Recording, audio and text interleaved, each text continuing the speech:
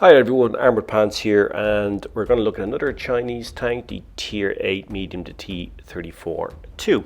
And as always, we will have a look at the tech spec, and we use blitzhanger.com. What I will say about this tank is you've come from the T-34-1, and this tank is very similar. Very similar gameplay, very similar gun handling, very similar gun. And, it's a nice medium tank, nice play style. It's not as good in its tier as the previous T-34-1 is in Tier VII. In Tier VIII there are better medium tanks than this, but nonetheless it is a very, very decent medium tank. As before, we have a choice of guns, 85mm or 100mm. Again, the same thing applies. The 100mm is needed for pen, because you're playing against Tier 8s, and in some cases you're going to be up tiered to Tier 9.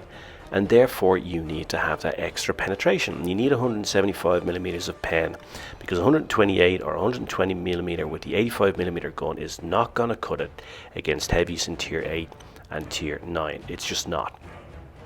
The reload is 7.58 seconds. You're going to be doing 280 to 350 alpha roll on that, which is really good.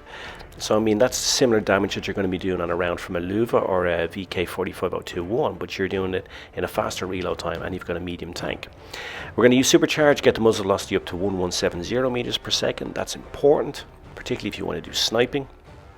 And this tank, because of its concealment numbers, is ideal for scouting and spotting, and therefore sniping is a natural extension of those tactics. So therefore use the supercharge and a refined gun to maximize your sniping capabilities. Reduce the dispersion and increase the muzzle velocity to meters per second. Like its predecessor, it's very fast, 50 kilometers per hour, 20 kilometers in reverse, so exactly the same specs.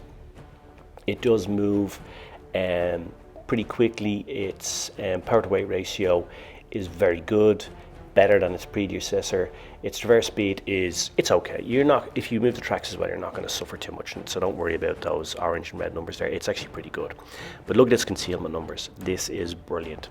And we've also moved the concealment indicator up here, so that we're looking at how it would be, against your standard sort of medium tank. Then we're going to push it up to look at what would be, let's say, against a heavy tank, and then we also had a quick look there what it'd be like against a light tank.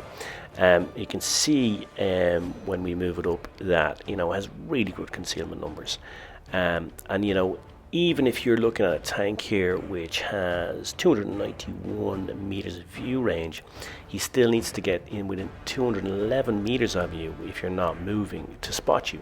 So those concealment numbers are great, and it really lends itself to being a good scout. And concealment numbers are something which are often overlooked, but they're extremely important. If you remember my review of the Bavarian Bulldog, and I compared it to the RU-251, I said that that's one of its major weaknesses. It gets spotted earlier and has a less view range than the RU-251.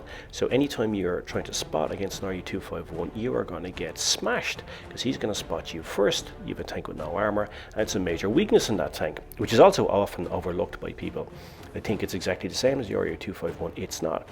But in this case, this is an advantage for us and should be utilized in your tactics. So getting out there, spotting, scouting is a major advantage of this tank due to those concealment numbers. You might also want to use then the combat rations to maximize the view range to give you a double whammy effect. In terms of tactics, standard tank tactics for a medium tank, that is you're the CPU of the team, using arm, assess, reassess, move. You need to constantly take in data during the game and move around the map accordingly to influence the game. If you need a refresher on that or have forgotten what we're talking about, watch the medium tank guide again that we have on channel, and you'll get a full refresher on what exactly we're talking about, being the CPU, events moving, reassessing, moving again, and how it influence games. And there's a couple of very good examples of that in play there as well. Won't be a waste of your time if you want to watch it. If you haven't watched it already, please do so. Even if you've watched it before but want a refresher course, it's always good to go back and have a look at it. I even do it sometimes myself when I'm struggling a bit in some games or with some tanks. So at the start of a game, though, as we can say, as we said earlier, because you've got these concealment numbers, and if you're maxing your view range, you can really get out there and scout in this thing, spot up the enemy for your teammates, and really help your team, because whoever spots the enemy first has a real advantage in any game. no matter what the mix of tanks is, and on any map. So here what I'm going to do is I'm going to do exactly that. So I'm going to burst down the middle, I'm going to go to the fort ruins in the center, and I'm going to try to spot up. I decided to change my mind here because I was going to go left to A to spot up, but then I wasn't sure where the team were going, so now I'm going to see if I can support my heavies by spotting up the enemy if they're going to move to C. So pop up here, pop over. One of the things we looked at when we're looking at the armor profile is that this turret is almost impenetrable. So in a position like this, when you're hull down, you can pop your turret over and be pretty sure if you're front on, you're not going to get penned. Anyway, there's nothing doing here, we're not seeing anything. So my allies are going to spot up for me, and then I decide to move. So again, assess, reassess, move. So I see there's no point in me sitting here, I'm not doing anything, right? I have a mobile tank with a good gun that can do lots of damage, can do a really high DPM. So I'm going to move and I'm going to support my team. And this is what you should do in a medium tank. It's about moving, assessing the game as it unfolds, and moving to influence the game and help your team. You see now, I'm going to get a few free shots onto this Tiger P. He is an obstacle. He is blocking where he's blocking my heavies from moving forward. And I'm just sitting here now. I'm using my really good gun. I'm putting it right into his drive wheel, so I'm doing the max damage. And there we get a lovely turret pop on him. And this is really how you should be playing a medium tank. You know, constantly moving, reassessing and putting in damage. Again, using that big gun, you can see a plus 300 alpha roll onto the T-34. Allow my team to take him out, and we're off again. Moving, I'm going to move into cover here. Now that Rim is over there, I don't want to get smashed by him. I'm going to try to snap one off onto him. Even with the max muzzle velocity, I still fluff that shot. But nonetheless, team have him, so you know, nothing ventured, nothing gained.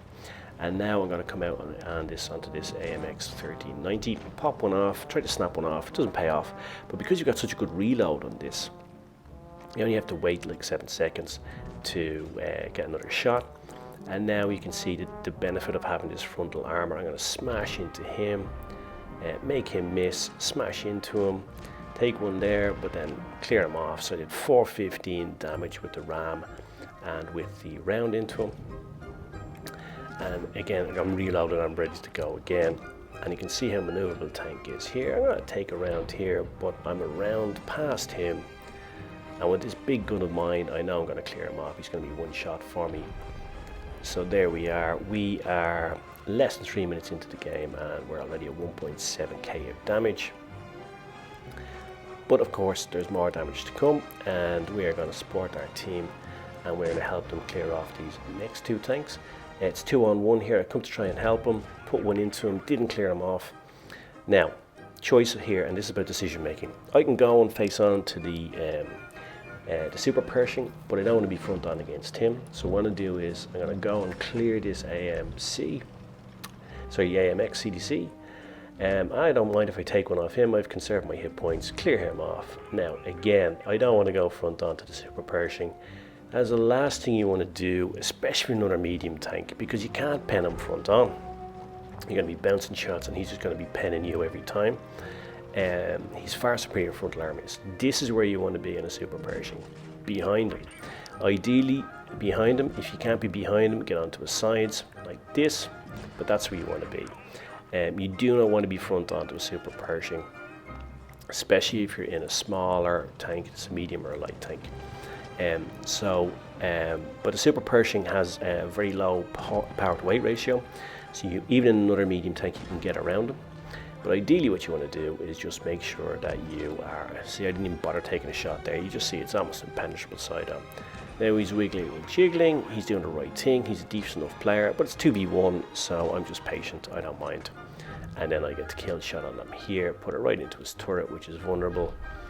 And that's him cleared off, and that's 4 kills and almost 3k damage. I think we're at 2.845, 2.84, yeah, 2.84, almost 2.85 damage, 1.1 k of XP, which delivers the mastery badge.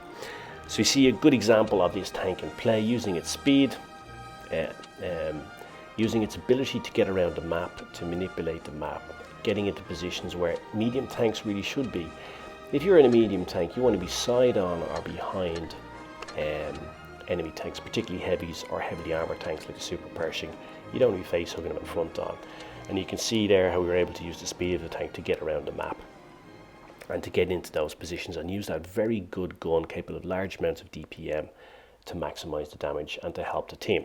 So let's have a recap. This is a decent medium tank for sure. It's everything you want from this genre of tank. I think it's not as good in its tier as its predecessor, but it's still well balanced and still lends itself to these arm tactics, which are assess, reassess and move. And you know, therefore, as with its predecessor, you play this as a classic medium tank. Play it by the numbers, being the CPO of the team. Because of those concealment numbers, get out early, spot, scout, move. You can really help your team out by spotting the enemy. And then, of course, once that's done, assess, reassess and move, and be the CPU of the team, as we've said. And if you've forgotten what we mean by that, again, go back and look at the medium tank guide we have on channel. Because the map is yours, 50 kilometers an hour, you can really get around it. Use your speed as I did there, get in behind the enemy on the sides. Max that muzzle velocity, get it up to almost 1200 meters per second. Use supercharged and refined gun to reduce dispersion as well. And the gun and the reload are great. Great DPM possible. You know, any medium tank you can do almost 3k damage in is a good medium tank. You're going to be doing 300 plus alpha rolls in this thing. That's heavy tank damage with a medium. It's really impressive, and it really is a decent tank in its tier. It's a keeper. It's not quite as good as some others. You know, T-34 is probably better maybe, but you know, it is a good tank and a keeper, and I enjoy playing it. So thanks for watching. Cheers, Mush. Hope you enjoyed it. Hope you found it useful, and I guess all that remains for me to say is pants off.